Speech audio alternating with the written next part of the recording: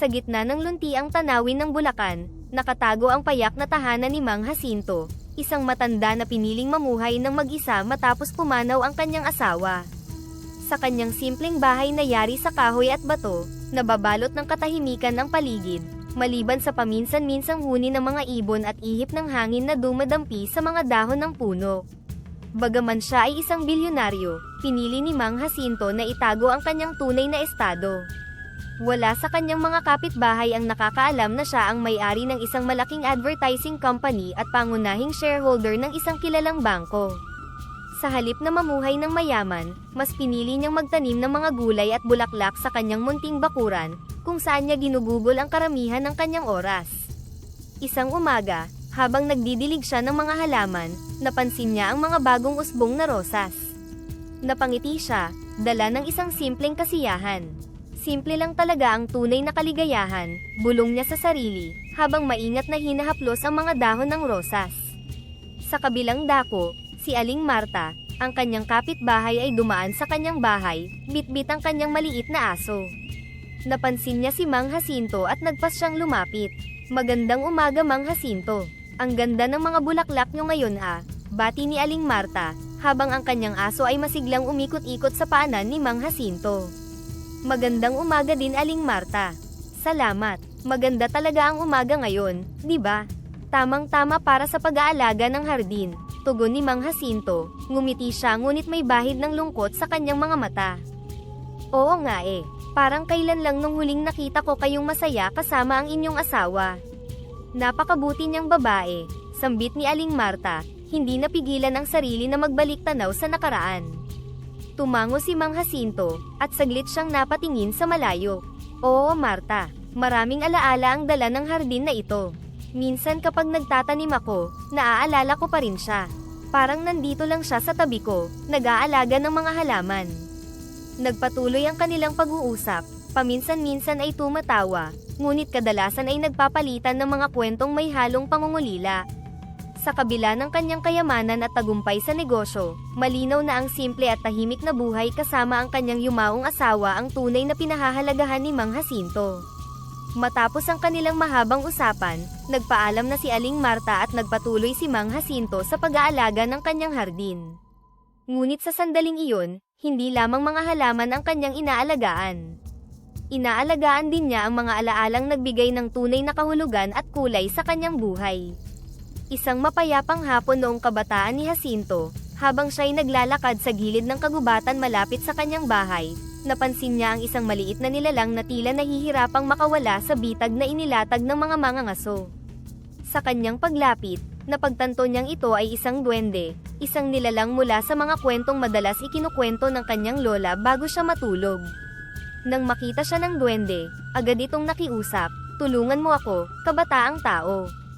Ako'y naipit at kung hindi ako makakaalis dito, tiyak na mapapahamak ako." Dahil sa likas na kabaitan, hindi nagdalawang isip si Jacinto na tulungan ang duwende. Maingat niyang inalis ang bitag at hinawakan ang duwende upang ito'y makatindig ng maayos. "Hindi ko malilimutan ang iyong kabaitan," sabi ng duwende, na ngayon ay nakahinga ng maluwag. "Bilang pasasalamat, nais kong bigyan ka ng isang regalo." Mula sa kanyang bulsa, inilabas ng duwende ang isang lumang teapot na may kakintabang hindi pangkaraniwan. Ito ay mahiwagang teapot. Araw-araw itong maglalabas ng 2 diamante, ngunit may isang kondisyon, kailangan mong gumawa ng mabuti bawat araw. Habang hawak ang teapot, nagtaka si Jacinto. "Paano ko malalaman kung sapat na ang mabuti kong nagawa?" Ngumiti ang duwende, "Ang puso mo ang magiging gabay mo. Kapag ikaw ay tunay na naglingkod ng may kabutihan, ang teapot ay magbibigay ng mga hiyas bilang gantimpala." Habang tumatanda, madalas pag-isipan ni Jacinto ang mga salita ng duwende. Ginamit niya ang mga diamanteng nanggagaling sa teapot para mamuhunan sa mga kumpanya at mag-donate sa mga kawang gawa. Kahit na siya ay naging sobrang yaman, ang kanyang puso at isipan ay nanatiling nakatuon sa pagtulong sa iba. Sa bawat diamanteng lumalabas mula sa teapot, naaalala niya ang araw na kanyang tinulungan ang duwende. Sa mga sandaling iyon, nararamdaman niyang muli ang kababaang loob at pasasalamat sa kanyang damdamin. Sa kanyang tahimik na tahanan, mag-isa niyang pinagmumuni-muni ang kanyang mga nagawa.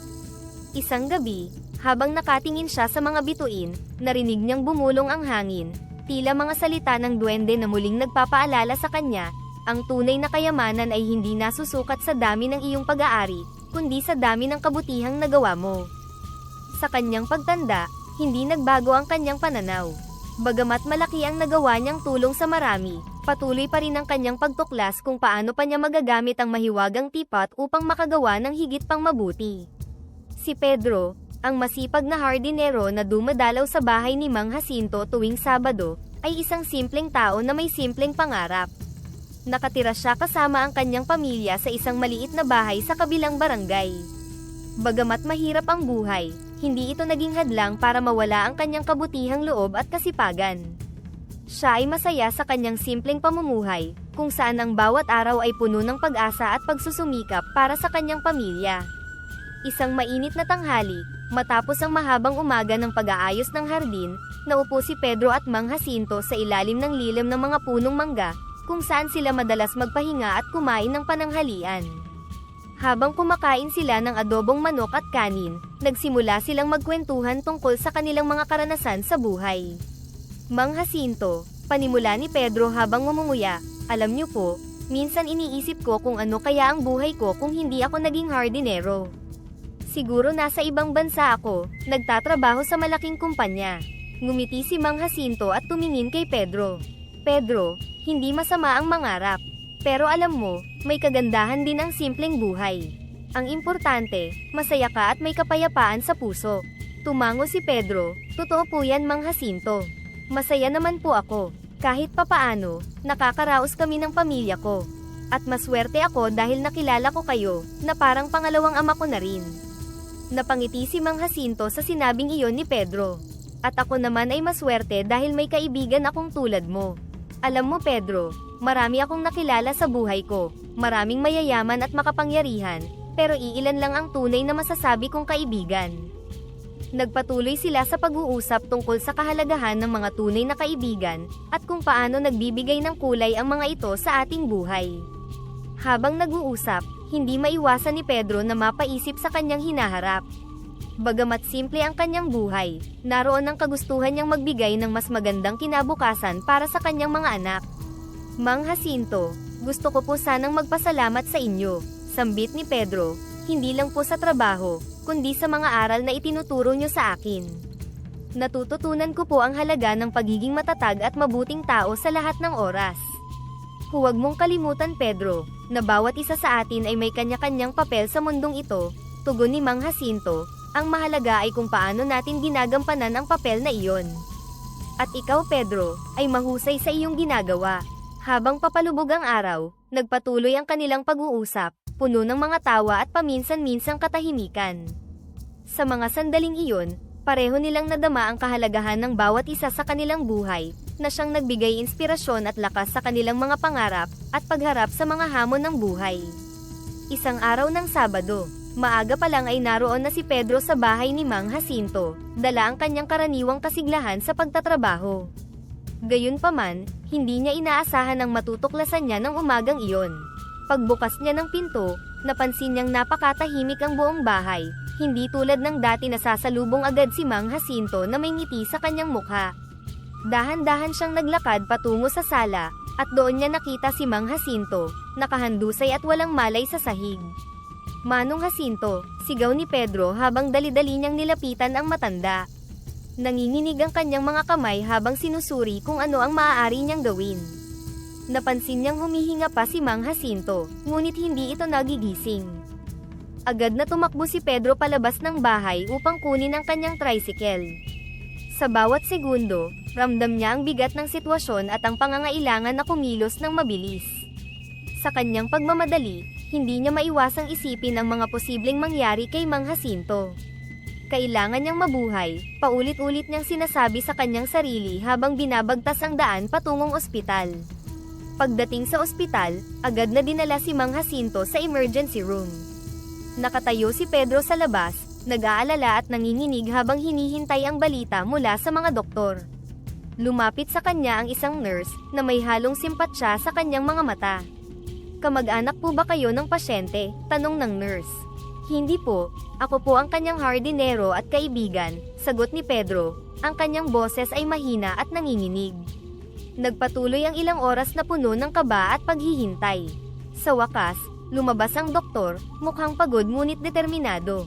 Si Mang Jacinto ay ligtas na, ngunit mayroon akong hindi magandang balita, mahina hong sabi ng doktor. Ang kalahati ng kanyang katawan ay paralisado. Maaaring hindi na siya makalakad o makagalaw tulad ng dati. Nanlumo si Pedro sa narinig. Pakiramdam niya ay biglang gumuho ang mundo sa kanyang paligid. Ngunit sa kanyang puso, alam niyang kailangan niyang maging matatag para kay Mang Jacinto. Maraming salamat po Dok, mahina niyang tugon. Ano man ang mangyari, hindi ko po siya pababayaan. Sa mga sumunod na araw, binantayan ni Pedro si Mang Jacinto sa ospital, sinisigurong komportable ito at walang pangangailangan na hindi natutugunan. Sa kanilang mga mahihinang pag-uusap, ramdam ni Pedro ang pasasalamat ni Mang Jacinto, kahit hindi ito makapagsalita ng maayos. Pedro, salamat, bulong ni Mang Jacinto isang gabi. Hindi ko alam kung paano ako makakabawi sa iyo. Mang Jacinto, hindi po kailangan iyon. Pamilya po kayo sa akin, sagot ni Pedro, pinipigilan ang kanyang mga luha. Sa gitna ng trahedya, mas lalo pang tumibay ang kanilang samahan. Bagamat pareho silang nakaramdam ng takot at pangungulila sa mga hindi na maaaring muling mangyari, sabay rin nilang hinarap ang bagong kabanata ng kanilang buhay na magkasama, isang kabanata na puno ng pagsubok ngunit may kasamang pag-asa. Sa tahimik na silid ng ospital kung saan unti-unting lumalaban si Mang Jacinto sa kanyang bagong kondisyon, isang mahalagang usapan ang magaganap na magbabago sa takbo ng kanilang mga buhay. Maaari ba kitang makausap ng masinsinan Pedro? Mahina ngunit seryosong tono ni Mang Jacinto, habang pinagmamasdan ang mukha ng kanyang kaibigang si Pedro. Tila ba bawat salita ay pinili at may bigat. Opo Mang Jacinto, ano po ba ang maipaglilingkod ko? Tugon ni Pedro, na umupo sa tabi ng kanyang kama, ang kanyang mukha ay puno ng pag-aalala at atensyon. Hindi na ako makakilos gaya ng dati, Pedro. Paralisado na ang kalahati ng aking katawan. Malaking adjustment ito para sa akin, at kailangan ko ng tulong, hindi lamang pisikal kundi pati na rin ang makakasama ko sa araw-araw, paliwanag ni Mang Jacinto. Ang kanyang mga mata ay diretso sa mga mata ni Pedro, hinahanap ang pag-unawa at suporta. Napalunok si Pedro, ramdam ang bigat ng sitwasyon. Ano po ang nais ninyong mangyari, Manong? Alam kong lingguhan lamang ang iyong pagdalaw para mag-alaga ng hardin, ngunit nais kong itanong kung maaari bang ikaw na ang permanenteng mag-alaga sa akin sa aking bahay. Maaari mo ring dalhin ang iyong pamilya sa aking bahay, para mas maayos ang ating setup. At syempre, bibigyan kita ng sapat na sahod para dito, paglalahad ni Mang Jacinto. Ang boses niya ay may halong kaba at pag-asa. Nanatiling tahimik si Pedro sa ilang sandali, pinoproseso ang lahat ng sinabi ni Mang Jacinto. Hindi lamang ito trabaho, ito ay isang malaking responsibilidad at pagbabago sa buhay ng kanyang pamilya. Mang Jacinto, hindi ko po alam ang sasabihin ko. Napakalaking bagay po nito, pero dahil malapit po kayo sa puso ko, hindi ko po kayo kayang tanggihan. Pumapayag po ako. Lumitaw ang isang ngiti sa mukha ni Mang Jacinto, isang ngiti ng ginhawa at pasasalamat. Maraming salamat Pedro. Higit pa sa tulong, ang iyong pagpayag ay nagbibigay sa akin ng bagong pag-asa at lakas. Mahalaga sa akin na malaman mong itinuturing kita at ang iyong pamilya bilang aking sariling pamilya.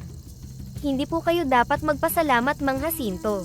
Kayo po ay naging mabuti sa akin at sa aking pamilya sa mahabang panahon. Ito po ay maliit na bagay kumpara sa lahat ng kabutihan ninyo sa amin, tugon ni Pedro, ang kanyang tinig ay puno ng katapatan at respeto. Habang lumalalim ang gabi, pinag-usapan nila ang mga detalye ng pag-aalaga at ang mga susunod na hakbang para sa paglipat ng pamilya ni Pedro. Pareho silang nakaramdam ng isang bagong simula, na sa kabila ng mga pagsubok, ay may dala ring pagkakataon para sa mas malalim na samahan at bagong kabanata sa kanilang buhay. Sa paglipas ng mga buwan, ang tahanan ni Mang Jacinto ay naging isang lugar ng masiglang pagsasamahan.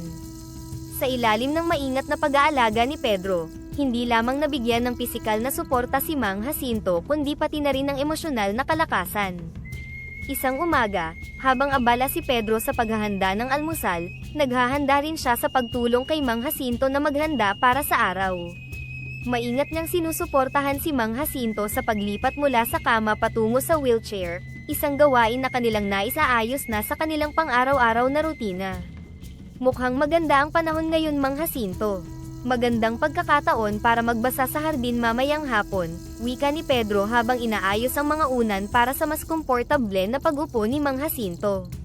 Tumango si Mang Jacinto, isang ngiti ang gumuhit sa kanyang labi. Magandang ideya yan, Pedro. Salamat sa lagi mong pag-aalala.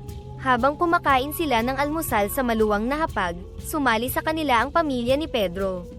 Ang kwentuhan at tawanan ay nagdala ng init at saya sa bahay. Si Mang Jacinto, na bihirang makaranas ng ganitong uri ng pamilyar na kaligayahan mula nang mawala ang kanyang asawa, ay labis na nagpapasalamat sa bagong pamilyang kanyang nakasama. Alam nyo, sa tagal ng panahon, nakalimutan ko na kung gaano kasaya ang magkaroon ng pamilya sa paligid habang kumakain, sabi ni Mang Jacinto, habang pinagmamasdan ang masiglang pag-uusap ng mga bata. Mang Jacinto, kami po ay nagpapasalamat din sa pagkakataong ibinigay nyo sa amin na maging bahagi ng inyong buhay, tugon ni Pedro. Hindi lang po sa inyo kami nakatira at nag-aalaga, natutunan din namin ang maraming bagay mula sa inyo. Habang tumatagal, ang kanilang mga pag-uusap ay lumalalim at nagiging mas personal. Minsan, nagkukwento si Mang Jacinto tungkol sa mga lugar na kanyang napuntahan noong kanyang kabataan, o kaya ay nagbibigay ng mga payo tungkol sa buhay at pamilya, na siyang labis na pinahahalagahan ni Pedro. Isang hapon, habang sila'y nasa hardin, sinabi ni Mang Jacinto, alam mo Pedro, sa bawat araw na dumarating, lalo kong na-appreciate ang simpleng kasiyahan. Ang magkaroon ng kausap, ang magkaroon ng kasama habang kumakain, at ang magtawanan, mga simpleng bagay na madalas nating balewalain. Maraming salamat po Mang Jacinto. Ang inyong mga salita at presensya ay nagbibigay inspirasyon at lakas sa amin araw-araw, sagot ni Pedro, ang kanyang mga mata ay puno ng paggalang at pagmamahal.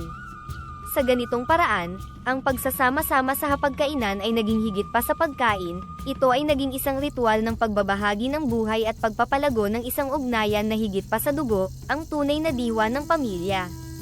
Sa mapayapang gabi, kung saan ang tanging ilaw ay nagmumula sa malamlam na lampshade sa tabi ng kama, si Mang Jacinto ay naghahanda para sa isang mahalagang ritual.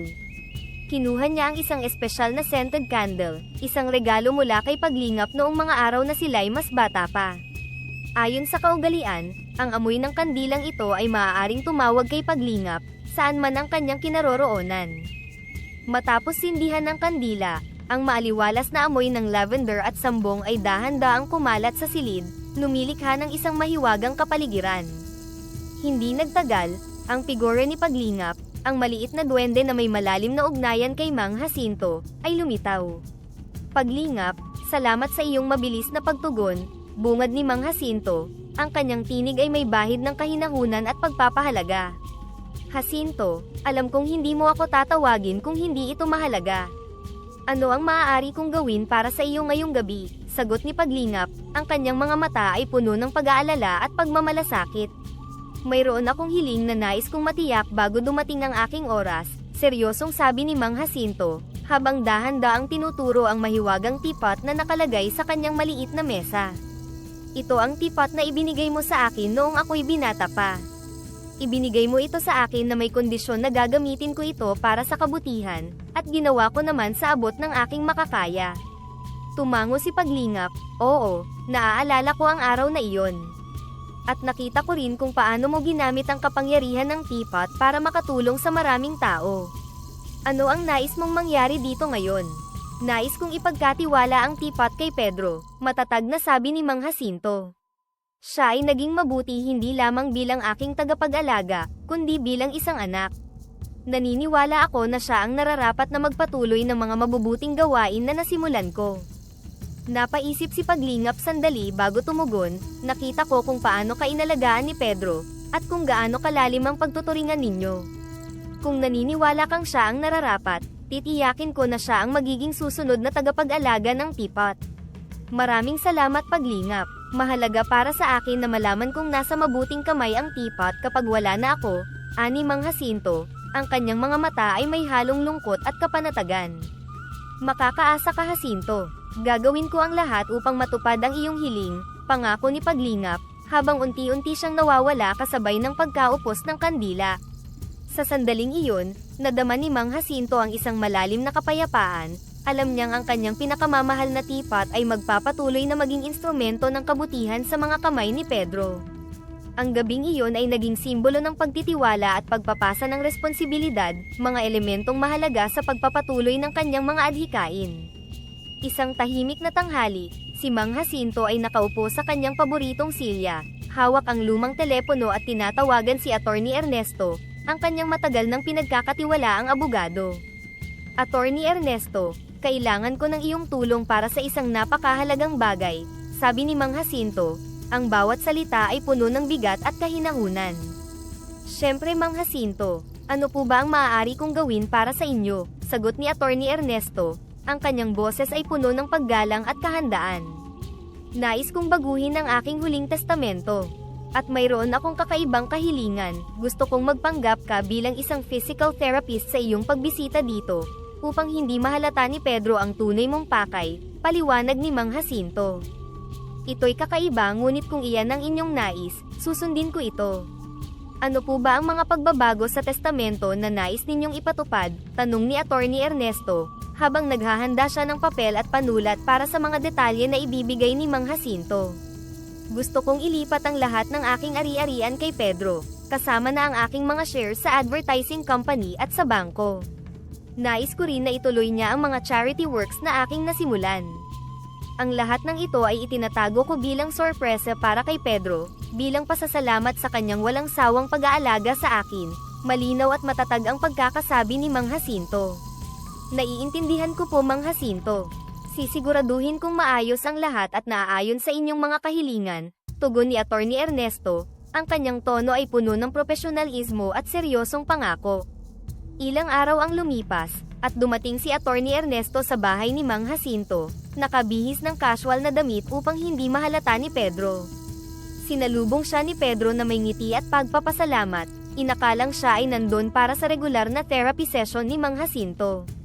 Magandang umaga, Pedro. Ako si Ernesto, at nandito ako upang suriin at magbigay ng therapy kay Mang Jacinto. Magalang na pagpapakilala ni Attorney Ernesto, habang iniaabot ang kanyang kamay kay Pedro.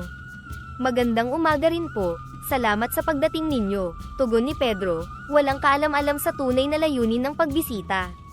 Habang nagsasagawa ng therapy session, dahan-daang binuksan ni Attorney Ernesto ang paksa tungkol sa mga legal na dokumento sa paraang hindi mahahalata ni Pedro. Mang Jacinto, nais kong siguraduhin na ang lahat ng iyong mga kagustuhan ay maayos na maitatala at maisasakatuparan ng walang problema. Oo, attorney. Mahalaga na ang lahat ay ayon sa aking mga nais, mahinang tugon ni Mang Jacinto. Ang kanyang mga mata ay sumusulyap kay Pedro na abala sa pag-aayos ng ilang gamit sa kabilang kwarto. Pagkatapos mapag-usapan ang huling testamento, umalis si Attorney Ernesto na may kasiguraduhan na ang lahat ng mga kahilingan ni Mang Jacinto ay maisasakatuparan. Si Pedro, sa kabilang banda, ay patuloy sa kanyang mga gawain, puno ng pag-aalaga at pagmamahal kay Mang Jacinto. Hindi alam na ang kanyang buhay ay malapit ng magbago ng malaki. Sa tahimik na pagsikat ng araw, ang pamilya ni Pedro ay maagang gumising, puno ng excitement at paghahanda para sa isang espesyal na okasyon, ang ika-88 kaarawan ni Mang Jacinto. Hindi na nagluluto si Mang Jacinto, ngunit ang mga alaala ng kanyang mga paboritong pagkain, ay buhay na buhay pa rin sa isipan ng pamilya na nagsisikap na muling likhain ang mga ito bilang sorpresa para sa kanya. Sina Ernie at Rita, ang mga anak ni Pedro, ay namalengke ng sariwang karne at mga gulay, pinipili ang pinakamagandang klase para sa espesyal na handaan. Gusto kong maging perpekto ang araw na ito para kay Lolo Jacinto, sabi ni Ernie habang maingat na pinipili ang mga sangkap. Oo kuya, alam mo, kahit hindi na nagluluto si Lolo, palagi niyang kinukwento kung paano niya ginagawa ang kaldereta niya, sagot ni Rita, puno ng sigla habang inaayos ang mga pinamili sa basket nila. Sa kusina, si Emmy, ang asawa ni Pedro, kasama ang kanilang anak na si Linda, ay abala sa pagluluto ng mga paboritong pagkain ni Mang Jacinto. Si Emmy ay nagluluto ng kaldereta, samantalang si Linda naman ay inihahanda ang pansit. Ma, sigurado kang tama ang timpla ko dito, tanong ni Linda, habang tinatansya ang dami ng toyo at kalamansi sa pansit. Oo anak, tandaan mo, Kahit hindi na siya nagluluto, madalas niyang kinukwento kung paano niya ginagawa ito. Idagdag mo lang ang pagmamahal mo, at magiging masarap yan, sagot ni Emmy, may ngiti sa kanyang mukha habang hinahalo ang kaldereta. Sa sala, si Jane at Pedro ay abala sa pagdedekorasyon. Pinili nila ang kulay lila at ginto para sa mga lobo at streamers, na paboritong kulay ni Mang Jacinto. Si Jane, habang itinatali ang mga lobo, ay hindi mapigilan ng excitement sa inaasahang reaksyon ni Mang Jacinto. Nakakatuwa isipin kung paano masusurpresa si Lolo pag nakita niya ito, no? Sabi ni Jane, habang inilalagay ang huling piraso ng decoration. Tama ka anak, matagal na niyang hindi naisip ang kanyang kaarawan dahil sa kanyang kalagayan. Ngayong taon, gagawin natin itong hindi niya malilimutan, sagot ni Pedro, ang kanyang mga mata ay kumikislap sa tuwa at pag-asa. Nang dumating ang hapon, lahat ay nakaset up na. Nang gabayin ni Pedro si Mang Jacinto papunta sa sala, nakapiring ang mga mata ng matanda. Mang Jacinto, tiwala lang. 1 minuto na lang, sabi ni Pedro, habang dahan-daang inaalis ang blindfold sa mata ni Mang Jacinto. Pagkatanggal ng blindfold, Happy Birthday Lolo Jacinto, ang sabay-sabay na sigaw ng buong pamilya. Ang sala ay puno ng lila at gintong decoration, at sa gitna, isang malaking cake na may kandilang number 88. Ang pagkagulat at tuwa sa mukha ni Mang Jacinto ay hindi may pinta. Diyos ko, hindi ko inaasahan ito. Salamat sa inyong lahat. Sa hapagkainan, habang kumakain sila ng masasarap na pagkaing inihanda nila, puno ng tawanan at kwentuhan, nadama ni Mang Jacinto ang labis na pagmamahal at pasasalamat. Bawat kain, bawat ngiti, at bawat tawa ay sumasalamin sa pagsasamahang pinatatag ng panahon at pagmamahalan. Kayo ang pinakamagandang regalo na natanggap ko sa buhay ko, maluhaluhang sabi ni Mang Jacinto, habang kumakain sila ng cake. Ang saya at init ng pagdiriwang ay tunay na sumasalamin sa diwa ng pamilya at pagmamahal na bumubuo sa kanilang tahanan. Habang nagpapatuloy ang selebrasyon, sumandal si Mang Jacinto sa kanyang upuan, pinagmamasdan ang masayang mukha ng bawat isa sa pamilya ni Pedro. Hindi niya mapigilan na maisip kung gaano kahalaga ang mga sandaling ito, mga sandaling puno ng pagmamahal, kasiyahan, at pagkakaisa. Maraming salamat sa inyo. Hindi ko maisip na may mas magandang paraan pa upang ipagdiwang ang aking kaarawan, sabi ni Mang Jacinto, ang kanyang boses ay nanginginig sa emosyon. Ang bawat isa sa inyo ay nagdulot ng labis na saya sa aking puso, lalo na sa mga panahong ito. Mang Jacinto, kami po ang dapat magpasalamat sa inyo, tugon ni Emmy, habang dahan-daang inilalapit ang plato ng masarap na ulam kay Mang Jacinto. Binigyan niyo kami ng pagkakataong maging bahagi ng inyong buhay, at itinuring niyo kami na parang tunay na pamilya. Si Pedro, na nakaupo sa tabi ni Mang Jacinto, ay hinawakan ang kamay ng matanda. Mang Jacinto, sa bawat araw na magkasama tayo, lalo kong naunawaan ang kahalagahan ng pagiging mabuting tao. Ang inyong kabaitan at pagmamahal sa kapwa ay nagsilbing inspirasyon sa amin. Si Jane, na abala sa pagkuha ng mga litrato ng pagdiriwang, ay tumigil sandali at sumali sa usapan. Lolo Jacinto, sana po ay marami pang kaarawan ang ipagdiwang natin ng magkasama. Ang bawat araw po na kasama namin kayo ay parang isang regalo na rin po sa amin. Ang mga bata, sina Ernie at Rita, ay magkatabing nakikinig at paminsan-minsang sumisingit ng mga biro, na nagpapatawa kay Mang Jacinto.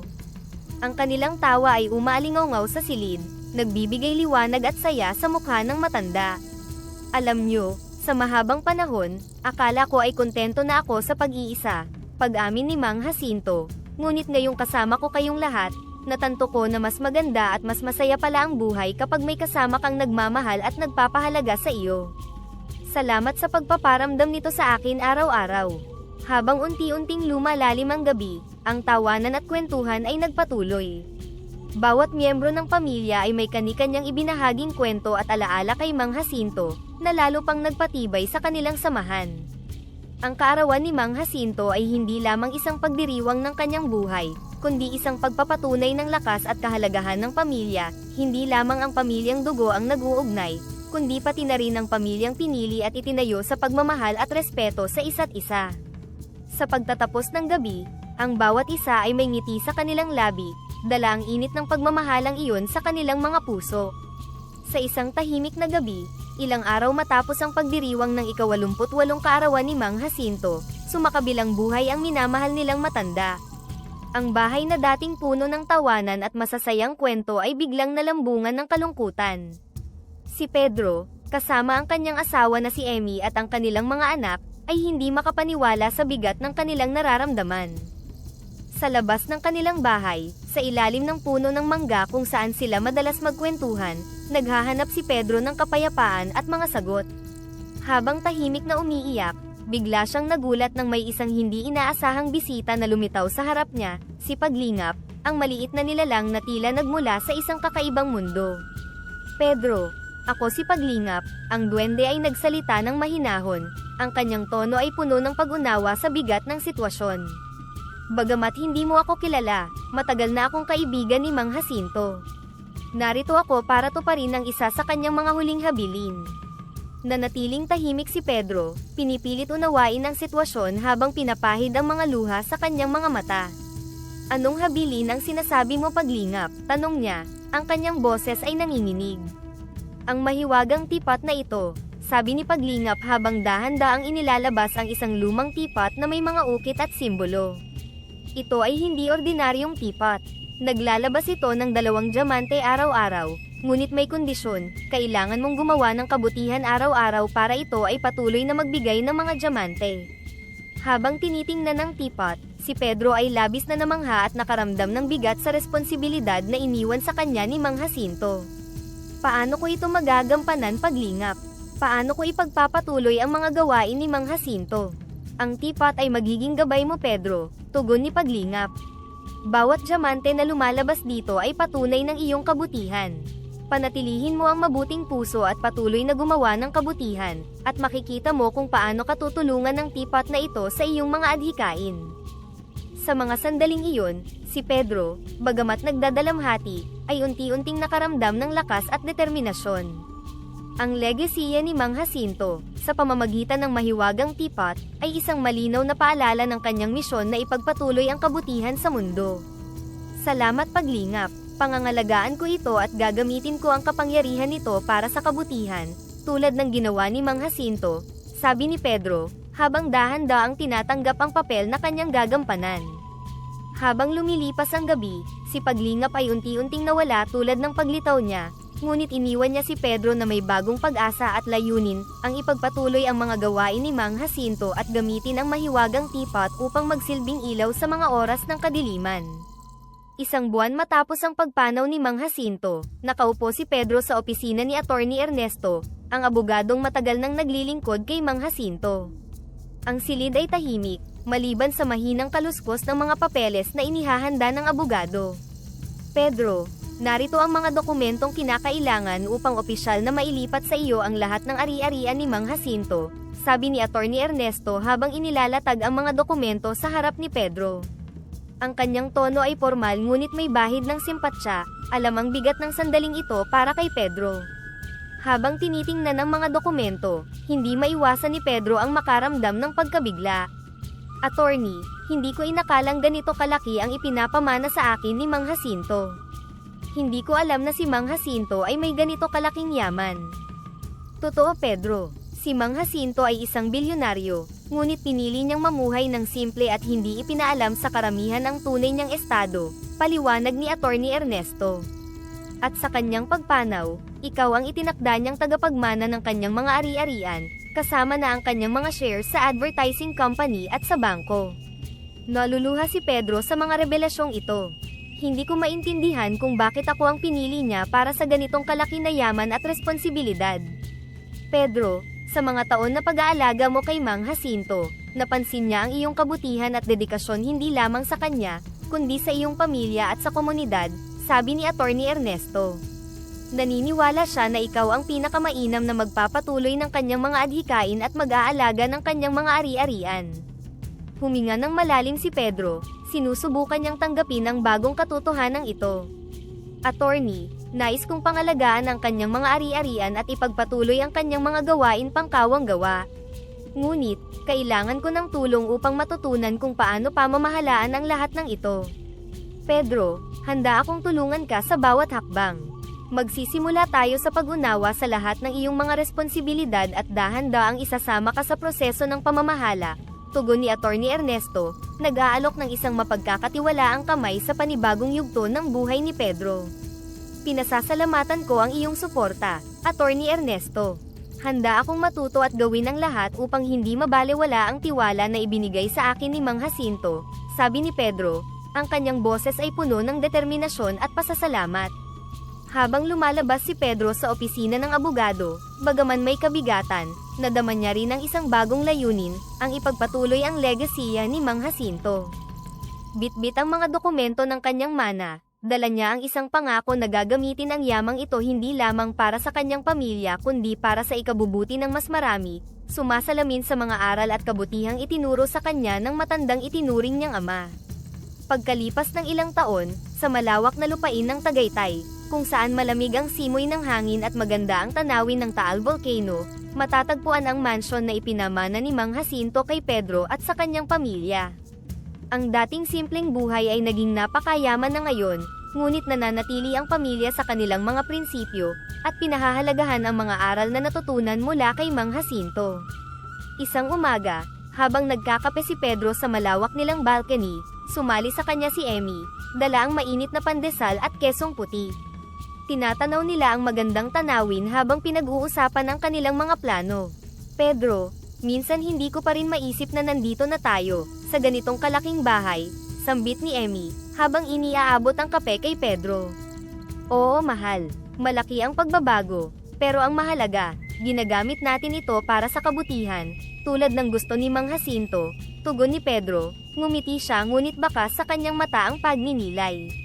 Nais kong siguruhin na ang lahat ng ating ginagawa ay alinsunod sa kanyang mga aral at sa ating mga pinahahalagahan. Sumang-ayon si Emmy, tama ka. At ang mga proyektong pangkawang gawa na ating pinapalawak, alam kong malaki ang maitutulong nito sa marami. Nakakatuwa na makita ang mga pagbabago sa komunidad dahil sa ating tulong. Oo, at nais ko ring matutunan ng ating mga anak ang kahalagahan ng pagtulong sa iba, hindi lang dahil mayroon tayo ngayon, kundi dahil ito ang tama at mabuting gawin, sabi ni Pedro, marahan na hinaplos ang kamay ni Emmy bilang tanda ng pasasalamat at suporta.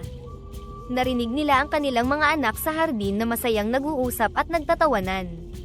Si Jane, ang kanilang panganay, ay kasalukuyang nangangasiwa ng charity program para sa mga bata sa isang bayan sa Cavite. Si Ernie at Rita naman ay tumutulong sa pag-organisa ng mga medical mission.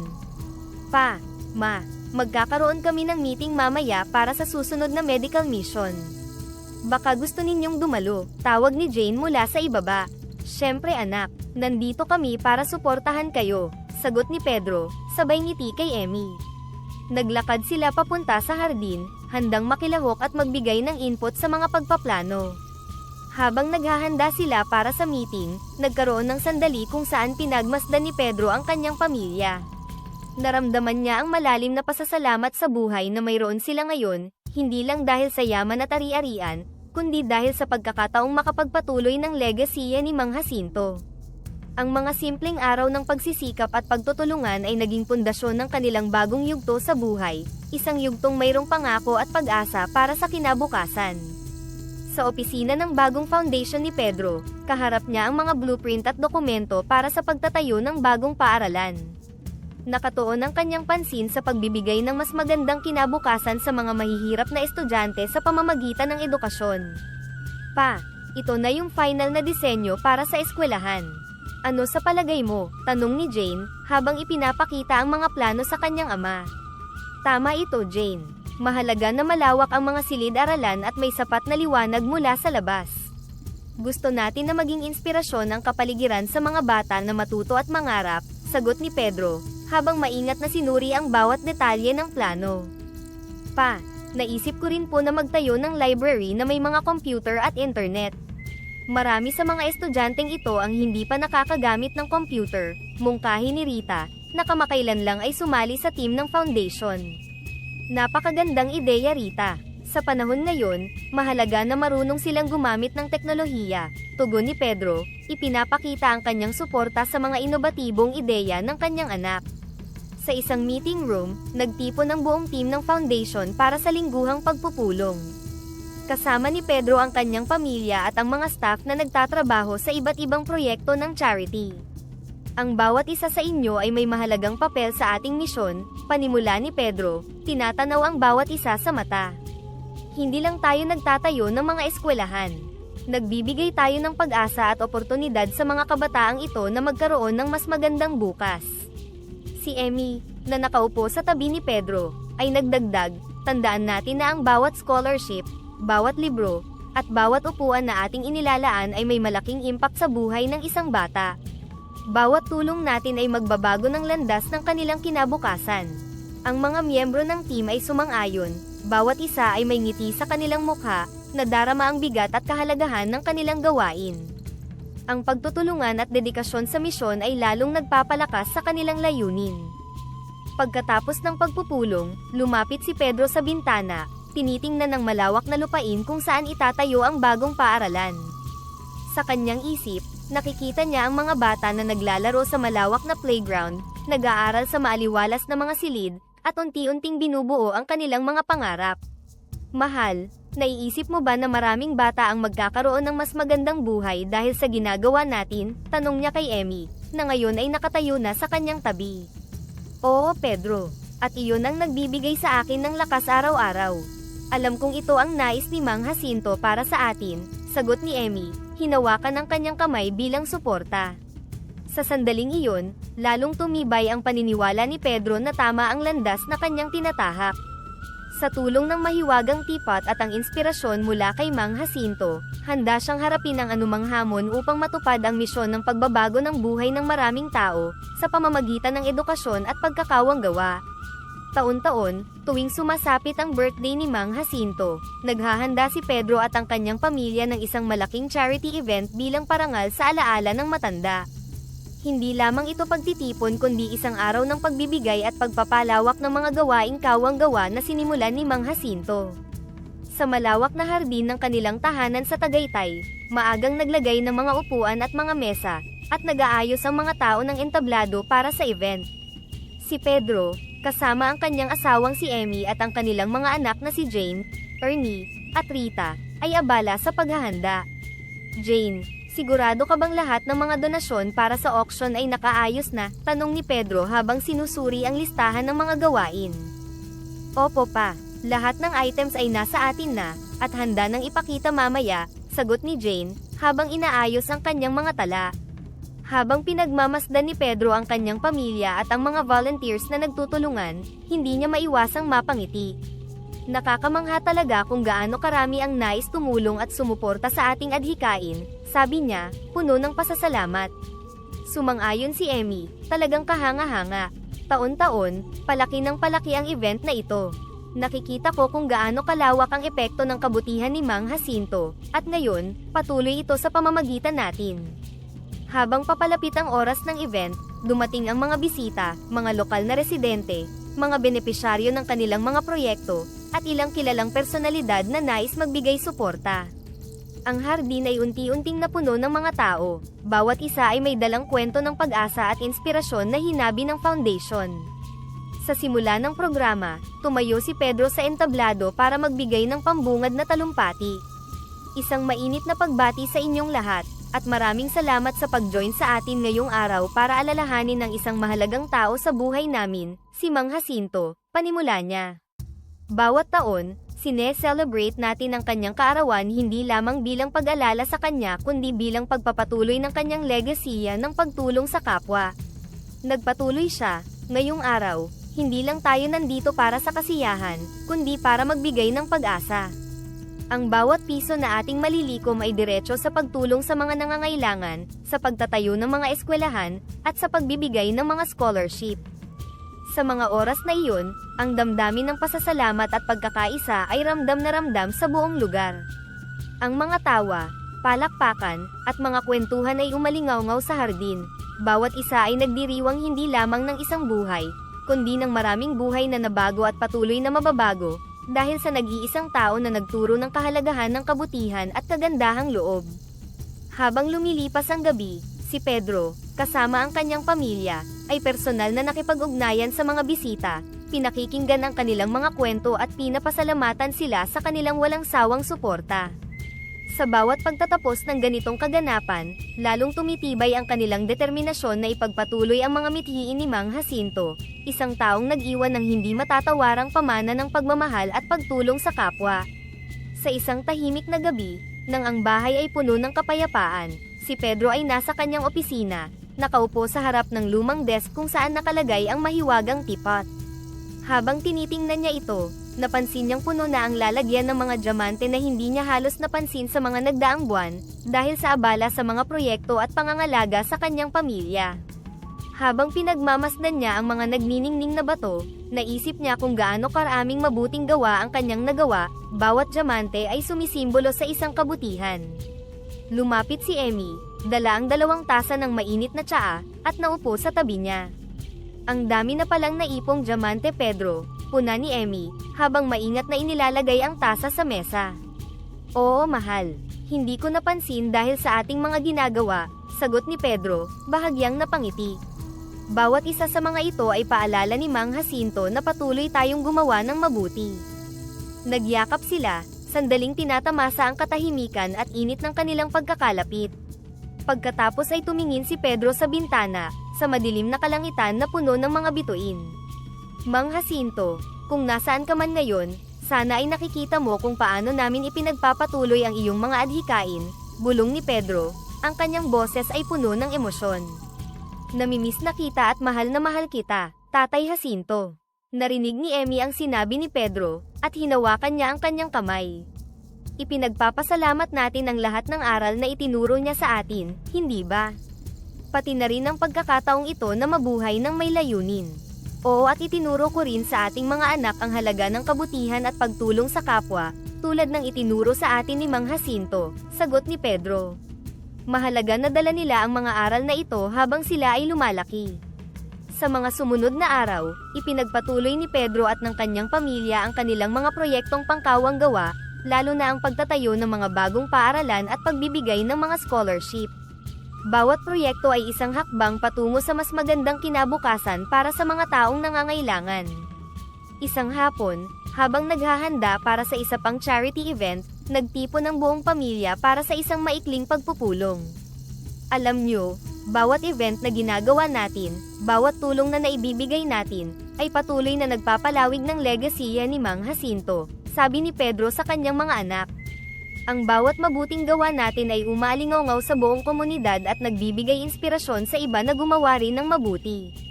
Tumango si Jane, ang panganay. At sana pa, maging inspirasyon din tayo sa ibang tao, hindi lang dito, kundi sa mas malawak pang saklaw. Gusto ko ring ibahagi ang mga aral na ito sa susunod na henerasyon. Habang lumilipas ang oras, ang pamilya ni Pedro ay patuloy na gumagawa ng mga hakbang para mapabuti ang kanilang komunidad, at maging ehemplo ng kabutihan at kagandahang loob. Ang legasiya ni Mang Jacinto ay hindi lamang nanatili sa puso ng bawat tao na kanilang natulungan, kundi patuloy na nagbibigay ng inspirasyon sa bawat hakbang ng kanilang misyon. Sa bawat diamante na lumalabas mula sa teapot, isang paalala na ang tunay na kayamanan ay nasa paggawa ng mabuti sa kapwa.